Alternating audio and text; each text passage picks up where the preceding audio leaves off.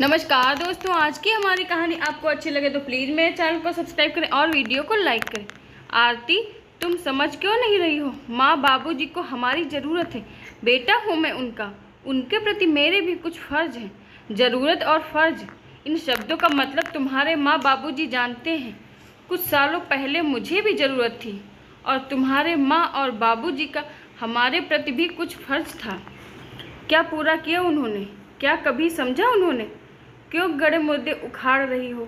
जो हो गया सो हो गया, भूल जाओ, अब आगे बढ़ो। भूलना तुम्हारे लिए आसान होगा क्योंकि कोई तुम्हें बांझ नहीं बुलाता। मुझसे अपने माँ बाबूजी या भाई भाभी के लिए किसी भी तरह की उम्मीद मत करना। जिसने जो बोया है वह वही काट रहा है और काटेगा। महान बनने का शौक़ मेरा बहुत समय पहले ही खत्म हो चुका है। अब मैं दिल बड़ा होने का ढोंग नहीं कर सकती। आरती, अगर तुम्हारे माता पिता होते तब भी क्या तुम यही करती? माफ़ कर दो उन्हें, वह दोनों बहुत कुछ सह रहे हैं। मोहित गिड़गिड़ाता रहा लेकिन आरती ने एक न सुनी। आरती पहले ऐसी नहीं थी। जब शादी हुई तो एक चंचल प्यारी सी लड़की जो हर पल बस खिलखिलाती रहती थी। शादी के कुछ ही समय बाद पैर भारी हो गए, लेकिन सही देखभाल न होने के कारण जल्दी ही लगभग 2 सालों के इलाज के बाद फिर से आरती और मोहित के जीवन में यह खुशी आई। इस बार डॉक्टर की खास हिदायत थी कि आरती का पूरी तरह से ध्यान रखा जाए। सिर्फ ज़रूरत के लिए ही उतना चलना है, बाकी पूरा समय बेड रेस्ट। आरती और मोहित ने माँ बाबूजी के आगे गुहार लगाई। माँ बाबूजी, आप दोनों हमारे साथ रहने आ जाइए। वैसे तो घर में पूरा टाइम ही मेड लगा रखी है, लेकिन अगर आप दोनों होंगे तो मुझे आरती की चिंता नहीं रहेगी। आपके अनुभवी हाथों में और प्यार के साये में मेरी पत्नी और बच्चा दोनों महफूज रहेंगे। आरती बहुत डरी हुई। माँ, आप साथ होंगी तो उसका मन बहला रहेगा। नहीं ना बाबुआ, तुम अपनी सास को बुला लो। तुम्हारे डिब्बी जैसे मकान में हमारा मन नहीं लगता। माँ, आरती की मम्मी कुछ दिन रहने आ सकती है, लेकिन उसके छोटे बेटे का कॉलेज चल रहा है, फिर परीक्षाएं भी होंगी। आप और बाबूजी का मन भैया के पास ज़्यादा लगता है, मुझे पता है, लेकिन कुछ दिनों की बात है माँ। फिर आप चाहे तो वापस चली जाना। और दिल्ली शहर जैसे बड़े मकान का किराया अभी मैं नहीं दे पाऊँगा। प्लीज़ माँ, कुछ दिनों के लिए एडजस्ट कर लो और बाबूजी को भी साथ ले आना, जिससे उन्हें भी वहाँ अकेलापन ना लगे और आपको भी कोई परेशानी ना हो। कई बार मोहित ने बहुत प्रार्थना की, लेकिन माँ बाबूजी के आने के लिए राजी न हुए। मोहित उन्हें लेने के लिए खुद ही वहाँ चला गया और जिद करके मन मनुहार करके आखिरकार ले भी आया, लेकिन 4-5 दिनों में ही माँ ने अपना सामान वापस बांध लिया और बहुत रोकने पर भी ना रुकी। आरती की मम्मी हर महीने 2-4 दिनों के लिए आकर रह जाती। उसके पापा पिछले साल नहीं रहे। पापा की कपड़ों की दुकान मम्मी और भाई मिलकर संभालते हैं। कहते हैं जीवन में जो लिखा होता वही होता है।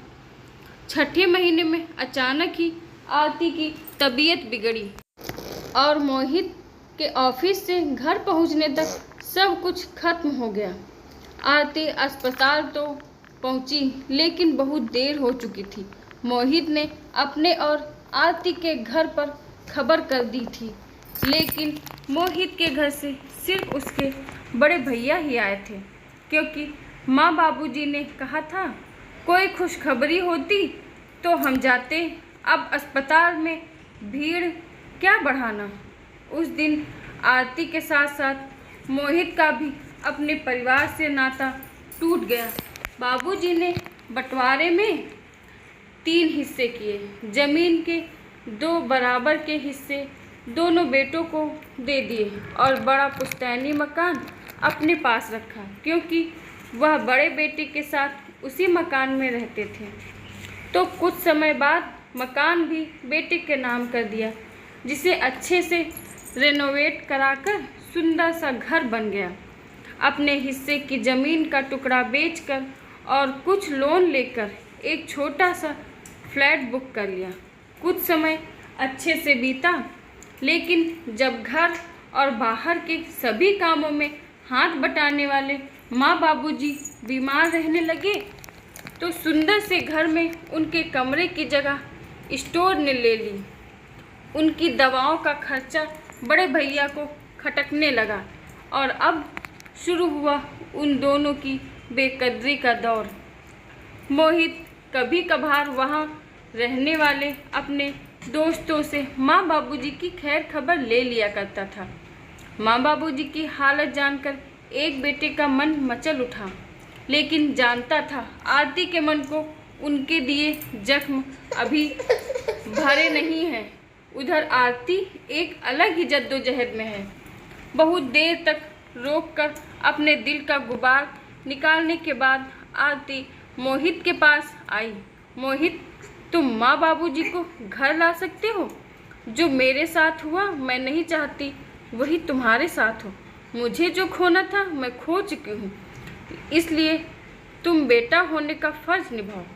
मेरी बस एक छोटी सी शर्त है। शायद मैं जानता हूँ आरती, तुम फिक्र मत करो, मैं तुम्हें कोई फ़र्ज़ निभाने के लिए मजबूर नहीं करूँगा। मैं ममता से बात कर लेता हूँ। दिन और रात दोनों समय के लिए 2 अलग अलग परिचारिका उनके साथ रहेंगी। तुम्हारी जॉब में कोई परेशानी नहीं होगी और ना ही हमारे बच्चा गोद लेने के फैसले पर किसी और की राय या सहमत की आवश्यकता होगी। तुम निश्चिंत रहो। एक बेटा कभी पति होने की जिम्मेदारी नहीं भूलेगा। आरती अच्छे से जानती है कि इंसान जीवन में जो बोता है वही काटता है। जो गलती उसके सास ससुर ने उसके साथ की, वही गलती वह क्यों दोहराए। मन से साफ माफ़ नहीं कर पाई, इसलिए सेवा नहीं करना चाहती, लेकिन उनकी सेवा अच्छे से हो, वह जल्द से जल्द ठीक हो जाए, इस बात का पूरा ध्यान रखेगी। बहू का फ़र्ज़ निभाना नहीं चाहती, लेकिन इंसानियत का फ़र्ज़ अच्छे से निभाएगी।